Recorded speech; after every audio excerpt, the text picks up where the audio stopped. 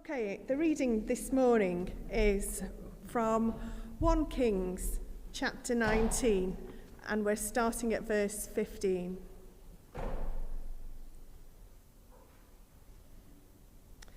The Lord said to him, "Go back the way you came and go to the desert of Damascus. When you get there, anoint Hazael king over Aram.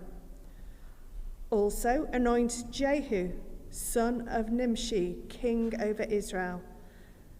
And anoint Elisha, son of Shaphat, from Abel Meholah, to succeed you as prophet. Jehu will put to death any who escape the sword of Hazael, and Elisha will put to death any who escape the sword of Jehu. Yet I reserve 7,000 in Israel, all whose knees have not bowed down to Baal, and whose mouths have not kissed him." So Elijah went from there and found Elijah, went from there and found Elisha, son of Shaphat. He was ploughing with 12 yoke of oxen, and he himself was driving the 12th pair. Elijah went up to him and threw his cloak around him. Elisha then left his oxen and ran after Elijah. "Let me kiss my father and mother goodbye," he said, "and then I will come with you." "Go back," Elijah replied. "What have I done to you?" So Elisha left him and went back. He took his yoke of oxen and slaughtered them. He burned the ploughing equipment to cook the meat and gave it to the people, and they ate. Then he set out to follow Elijah and became his servant. Thanks be to God.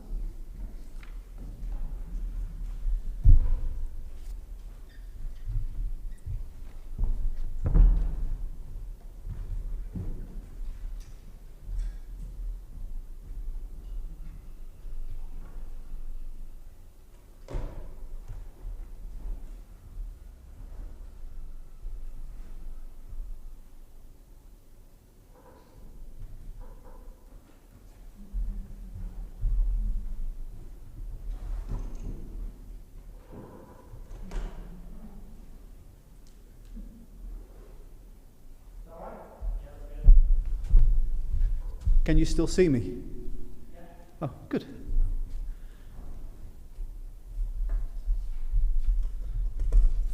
Ryan has helped me out no end this morning. We've had technical difficulties, as you know, and hopefully, I can even see it in there. So we've got a relay from in here into the reception, which is not just anybody who feels a bit uncomfortable can go in there. It is reserved for those who are kind of in the creche range of our congregation. So unlike something I might have said last week, it's not just if you feel more comfortable in there. It is for those under kind of 4 or 5 years old. But there is also a children's work in the back as well. It's been one of them mornings, hasn't it? Hey? One of them mornings. So much so that the slide I was going to show you, we didn't manage to get time to do, but there should be a slide which we'll just put up. There we go. Any ideas? Possibly. Olympics, that sort of thing. What happens with the torch from the Olympics?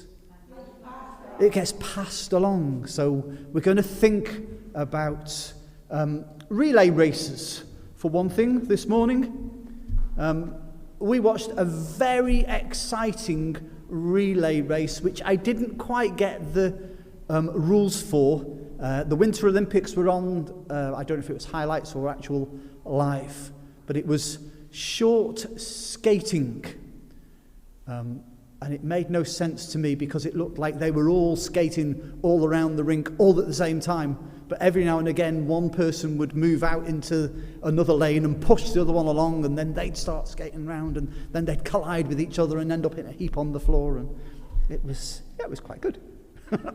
I'm sure it wasn't for them. But in a normal relay race where there would be a track and you'd have probably 4 people running around the track and doing 400 or 800 or however many meters that they are running, the idea is that you pass the baton from one person to another, isn't it? And you think, that sounds reasonably straightforward. But sometimes things go wrong. Sometimes the person who's running up, holding the baton out, doesn't quite get the speed right, and the person who's trying to grab it is running too fast or too slow, and the baton gets dropped, and then they have to pick it up and start running again, or they collide with each other and end up in a heap on the floor, and so on and so forth. So it seems that the timing is crucial. And if they don't kind of get that exchange done in the right space, then people get disqualified. So clearly, it's important to see how things go in a relay race. And what I noticed, particularly with this exciting ice skating relay, was it wasn't necessarily the people who were the fastest that won. In their case, it was the ones that didn't fall over. But probably in other cases, it could be the people who managed to pass the baton on the most smoothly, the ones that don't get disqualified, the ones that are able to move in unison as they pass that baton on together. So then it got me thinking about how could we apply all that to church? And I think there are lessons that we can note about what is happening and passing the baton on from one generation to another. If you think about Moses passing the baton on to Joshua, think about David passing the baton on to Solomon, or Elijah to Elisha. And I'm sorry, Mandy, for all the difficult names that were in that passage. It's hard enough getting the Elijah and the Elisha right, isn't it? Let alone all the other names that there are as well. But what about Jesus and his disciples and his passing on the baton to them? And the thing is, when we read the Bible, when we think about these people, we kind of think, well, they're all the saints from the Bible. They're all the people that we look up to, particularly if we think of the disciples. We kind of think that there's some kind of demigod, that there's some kind of person that's way up there. But the reality is, they are just ordinary people like you and like me. There is something special about them in one sense, but the reality is they were just ordinary people that were called by God. And sometimes they failed miserably. Sometimes they made mistakes. Sometimes they got things wrong. And yet God took a risk on them. Despite knowing that they would make mistakes, despite knowing that they were flawed individuals, God still took a risk on them. Jesus took a risk on those that followed him. And then back into the New Testament, think about Paul and Timothy. Timothy received the baton, the calling from Paul, and he was instructed to pass that on to other people. 2 Timothy chapter 2, verse 2. That's a nice easy one to remember, isn't it? 2 Timothy chapter 2, verse 2. You have often heard me teach. Now I want you to tell these same things to the followers who can be trusted to tell others. I've passed it to you. You pass it on to other people. In our reading from 1 Kings 19, the third person that Elijah was told to anoint was Elisha, the prophet that would succeed Elijah. Now, around about the same time as this was happening, at the same time that Elisha was anointed as a prophet, the southern kingdom, so if imagine Israel was divided into two parts, so the northern kingdom, the southern kingdom was ruled by a godly king. It didn't happen very often in the account of Israel, but Jehoshaphat was a king devoted to God, and he ruled the southern kingdom. But the northern kingdom was in a bit of a mess. So Elisha's job was to work in Israel, in the northern kingdom, to help kind of point people back to God, to prophesy, to witness to people, to bring people back to God. So when we read about the commissioning of Elisha, it might seem kind of strange to us. Let me give you a demonstration. This is my coat.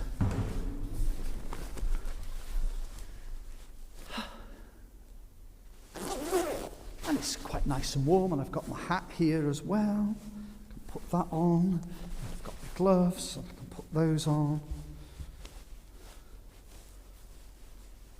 They're not on right, I know. Now imagine that I'm walking along and I see somebody, and I take my gloves off, I take my hat off, I take my coat off, and I walk up to that person and I put my coat on them. In our 21st century, we'd probably think that was a bit weird, wouldn't we? Particularly if, like my coat, you've got your wallet in there. But when we read this, we need to kind of understand what was going on, because it doesn't necessarily make sense to us in our world. Okay, so a cloak wasn't like a coat like we have now. It wasn't something that you kind of put your arms in and pour all around. It had multi-purposes. It was an important article of clothing. It was probably one of the most important things that you would own as an individual, if you could afford one. That was one of the things. Not everybody would have a cloak. So it was used to protect against the weather. It was used as bedding. It was used as something to sit on. It was used to carry things. You would bundle things up and then carry them. It could be given as a pledge for a debt. Or it could be torn to show your grief. So Elijah put his coat on Elisha's shoulders to show that he would become Elijah's successor. It had deep meaning. And later on, when that transfer of authority had been completed, when Elijah had been taken up to heaven, Elisha took the coat that Elijah had left for him.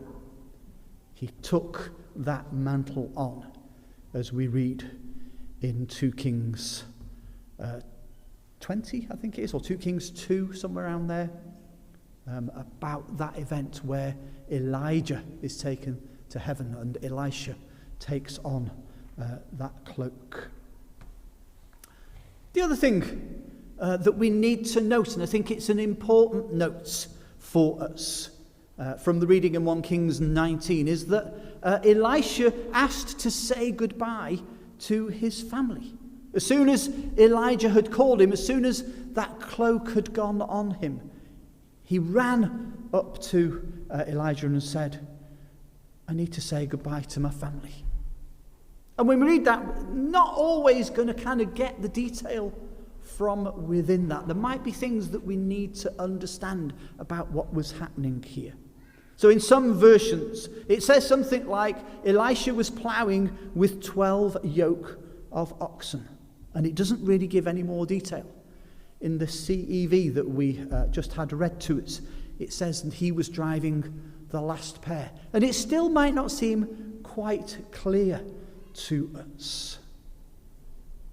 The first thing to say is that there was one person driving every pair of oxen. So they were like in a line probably and pulling the ploughing, or they were ploughing as individuals. We don't really know exactly how it was working. But because of that, because he was one of a team, he could go off and run after Elijah. Elisha could go off and run after Elisha and talk to him without causing too much disruption, because he was a part of a team. It's clear that Elisha understood this act that had been done, this placing of a cloak on his shoulders. And immediately he runs after the man of God and says, basically, I want to follow, but let me go and say goodbye to my family. And maybe it's because Elisha had been waiting for that moment. Maybe he'd been praying for years about the state of his country, about the way that they turned away from God. Maybe he'd been seeking God and saying, show me a sign. Show me something that will help me to know what I do next. And in that moment, Elisha knew that that sign was his calling to be God's prophet. The other thing to say is that Elijah kind of left him to it, put the cloak on him and then walked off. It's up to you what you do with that. It's down to you whether you take it up or leave it alone.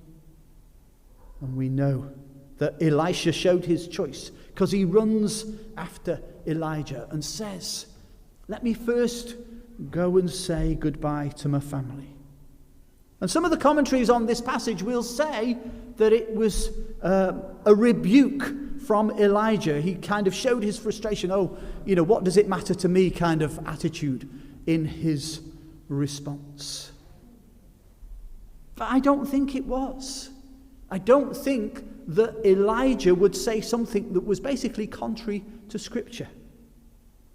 Because giving a parting embrace to his father and mother, to whom he owed his life, to whom he was required by God to show honour, because he was clearly a man who followed God's commands. And the command says, honour your father and mother. So clearly, it wasn't frustration from Elijah's part that this man was asking to honour his parents. And it wasn't Elisha saying that he was kind of doing a delaying tactic, or he wasn't ready to take up that call that God had put on his life. It wasn't even like, so if you turn to Luke 9:59 to 60, this is how somebody responds to Jesus' calling to follow. So Luke 9:59 to 60, it says something like this: Lord, let me wait until I bury my father. Okay, if that had been Elisha's response, that was a delaying tactic. That was I don't want to do this. But Elisha's response was, no, let me go and say goodbye. Let me do something important. So he wasn't being reluctant, he was being godly. But the person who responded to Jesus was basically saying, I don't want to do this. And Jesus responds by rebuking those people. So we can see, if we carry on then in 1 Kings 19 up to verse 21, we can see the evidence of Elisha's response. What does he do? He breaks, or kills in this case, everything that he'd relied on for his income before. So he takes the oxen. Could you just do the door for me, please?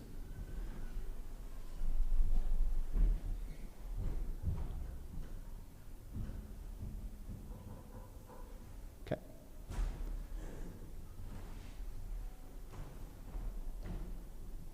We can see the heart response from Elisha. He kills his oxen. He makes that kind of total commitment. He breaks the plough that he was using. He can't go back to that former life. He's totally committed to following God. And the meal probably wasn't just a feast among a few people. It was his way of worshipping God, of sacrificing and saying, I'm going to be all out for this. So as we think about the baton, as we think about passing on the baton, as we look at Elisha and Elijah, or think about Paul and Timothy, how can we put that into a context for our own lives? You see, I don't believe it's right for people to struggle along as a Christian just in isolation. I don't think it's enough to just say, well, I'm a Christian and this is what I do. I don't think it's right to just kind of huddle ourselves in and say, oh, well, we're doing this, whatever this might be. And it's not just about running the race. It's not, oh, well, we're really committed. There's more. We need to pass on our mission, our ministry, our faith to other people, just as Paul commanded Timothy. We must hand off the baton at the right time, yes, but it must be handed on.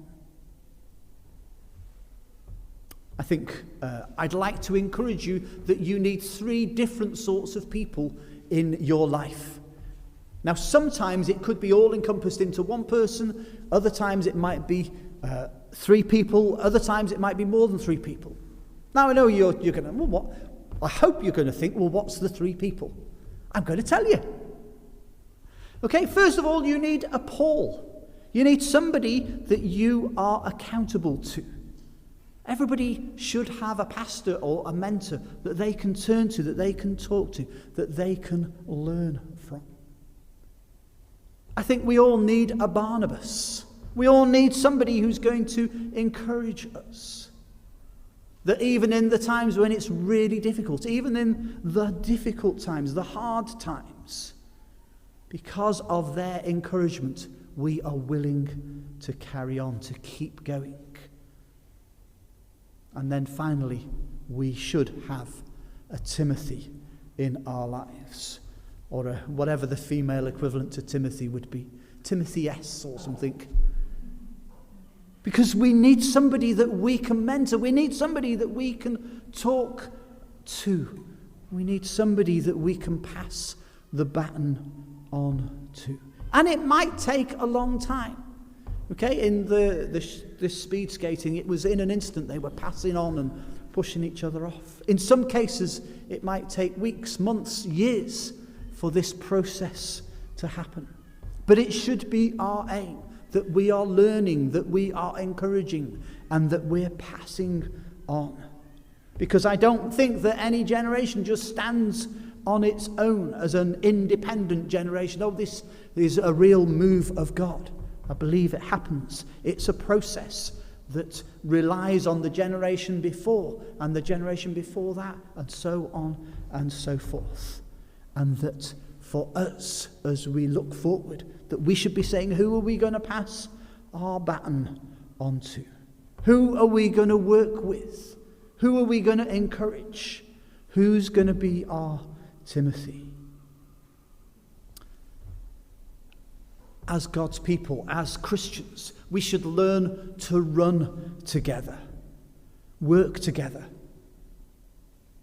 We should, I'm going to steal Rachel's phrase from this week, unity in the community.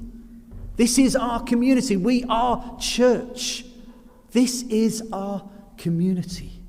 And if we are working together, if we're striving to be God's people, then we should aim to work in unity together. And at the right time, we should not just cling on to that baton. We should be willing to pass it on, to continue the race. Because one of the problems that I see within church sometimes is that people kind of have a mission, they have a vision, they have a purpose, they have a plan that they believe God has given. But they don't recognize when they are getting in the way of what God is doing. That God is bigger than just an individual or a group of people. That God is about a continuing ministry and how that baton is passed on. And actually, the joy for us should be in seeing that happening, in understanding that we're part of a bigger picture, that we are maybe a jigsaw piece in a bigger plan that God has. Sometimes we think of generations as being kind of a particular age. And I don't think that's the case. Generations could include, and probably are not limited to, some of these examples. It might be that a generation is a difference in culture. That the way that somebody else does things is different to the way that we do things. It might be different in language. It might be different in accomplishing a different task. I've said it before and I'll say it again. Different is not wrong. It's just different. Variation is a good thing. Diversity is a good thing.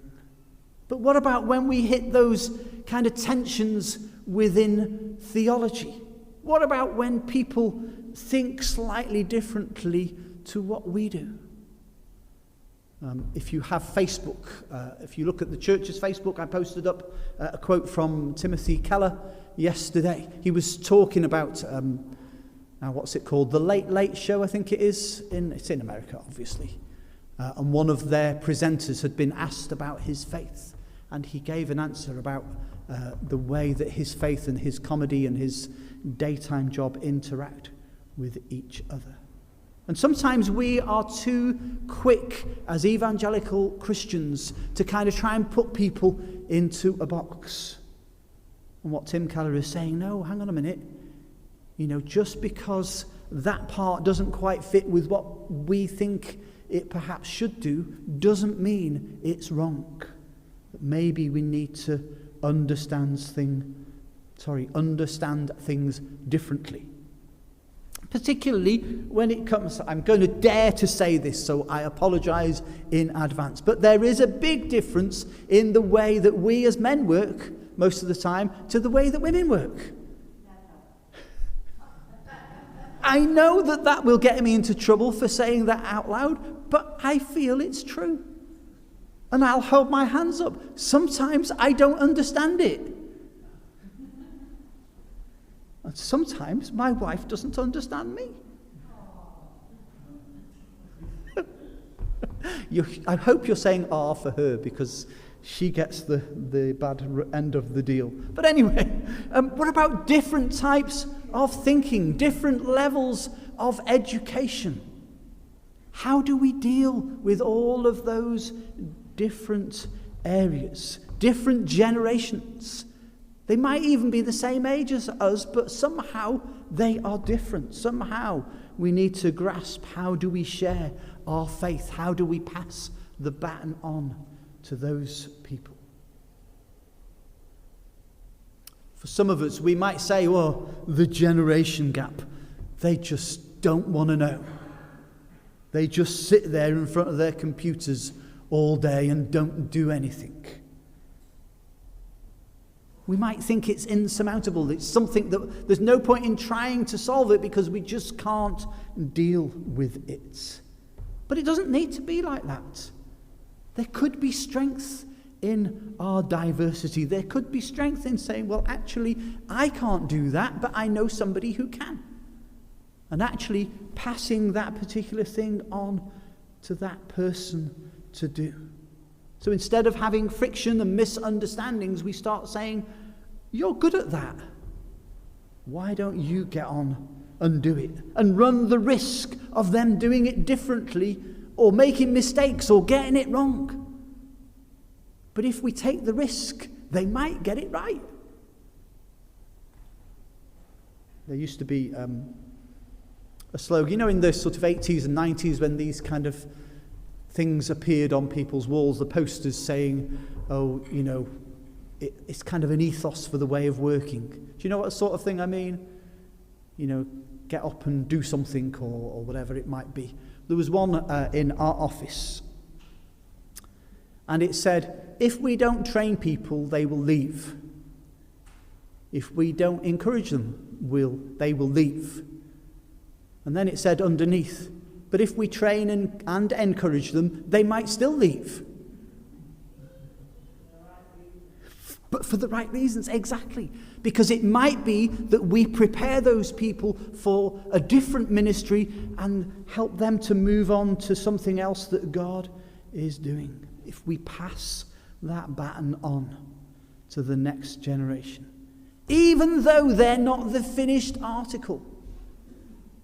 Even though they're not quite there yet.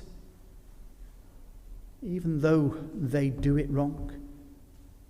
Even though we don't like the way that they do worship, or the way they preach, or the way they are with other people. See, the problem is that probably, and for some of us, maybe we've forgotten this, but probably at some point in time, somebody took a risk on us. Somebody took a chance. Somebody gave us the opportunity to make mistakes. And it might mean that we have to relinquish control of what we're doing. It might mean that actually we see God at work in new and fresh ways and exciting ways and amazing ways that we never thought were possible as we come together and encourage and train and mentor and pass on the baton to others. So I wonder, I'm drawing to a close, I wonder, how do you see the world around you? Are you an optimist or a pessimist? Cup half full or half empty? Or maybe not even half full. Maybe it's only a quarter full or a quarter empty. However you look at the world affects the way that you live, doesn't it? When you see the different things on the tables behind you or up on the screen, which, by the way, both here and in reception, okay? At the moment, there's a nice picture of me, I think, in there. Just look down. Oh, yeah, I'm still there. But what are we going to do with this? Where are we going to go with this? If we have these different things that are happening, do they excite you? Do they scare you? Are you still living in fear of catching COVID? Are you still worried about coming into a cold church building? Are you worried about meeting up with people again? Engaging in society? What do you see? The impossibility of doing all the things that we are committing to. The overwhelming fear of the problems that we will face as we try to do these things. When we think about our community here, what do you see as the future for Sussex Street Christian Centre? Or as somebody said to me this week, we're looking for the English Baptist Church. It was the very first person, so credit to Peter Smith here. We're part of the National Churches Trust, and it seems that somebody found us because of that and wanted to come in and have a look at our building. But they'd got us, they must have done some research because they were looking for the English Baptist Church, which kind of made me smile.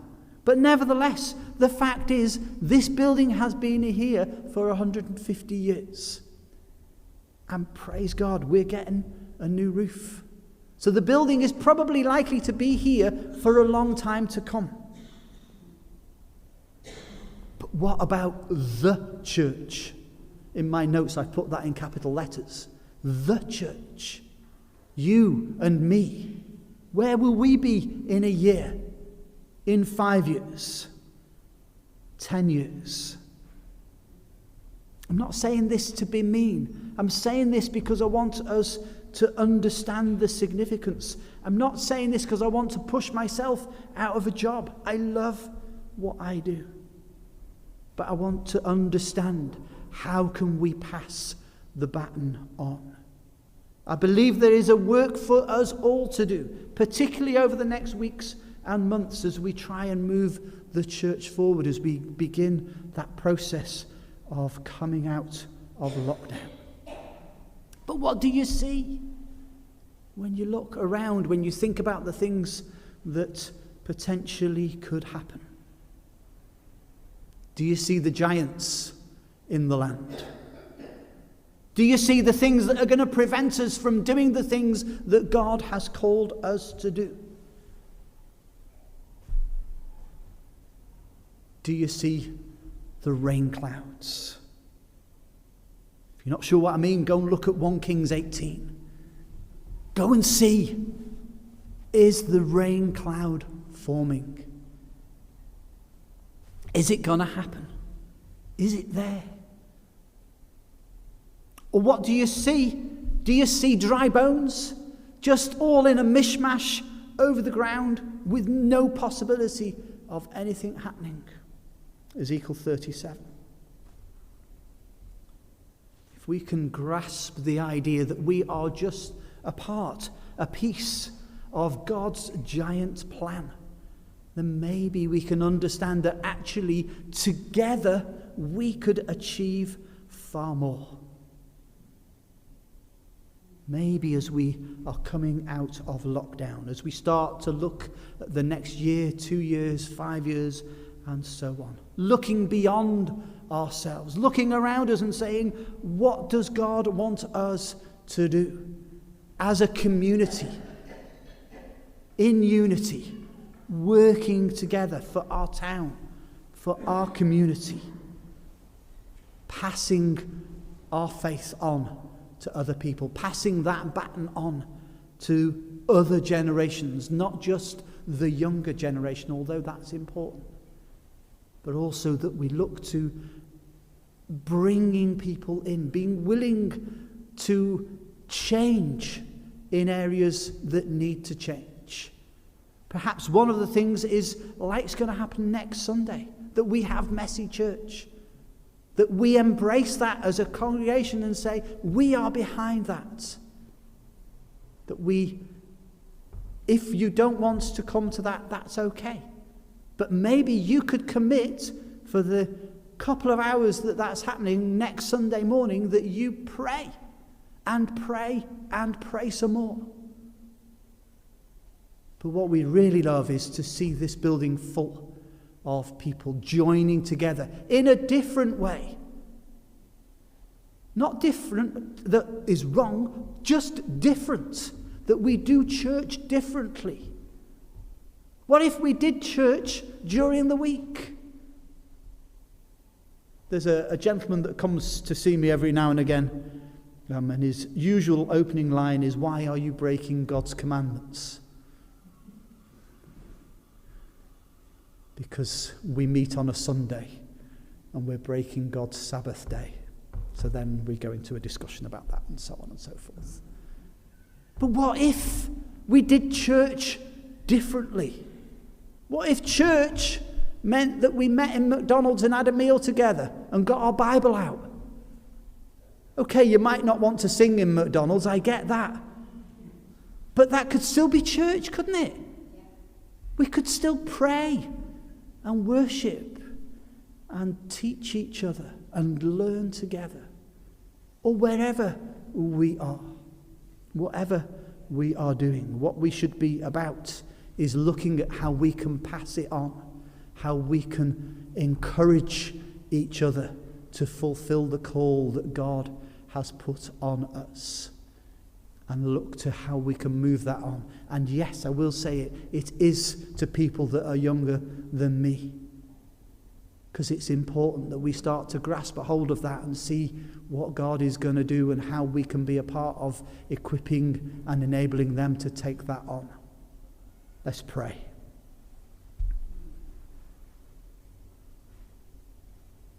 God, we thank you for these examples that we have in your word.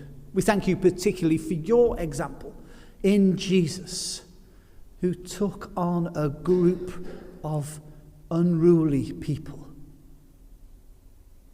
and called them and took a risk on them. And because of that risk that Jesus took, we now have all that we have as Christians.